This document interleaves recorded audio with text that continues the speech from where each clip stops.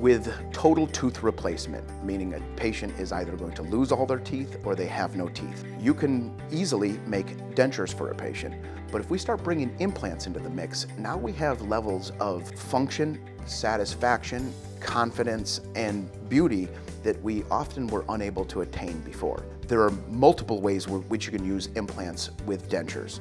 You can have several implants where a denture snaps on, kind of like a pearl snap shirt would. You can also have a fixed option. Often that's termed a hybrid denture, and it is a full arch tooth replacement. Generally, if it's on the top, there's no palate involved. It's just shaped like a horseshoe. It is very minimal amount of material in there, and it is screwed on to dental implants. In terms of patient confidence and patient function, that is something that generally makes people extremely satisfied long term.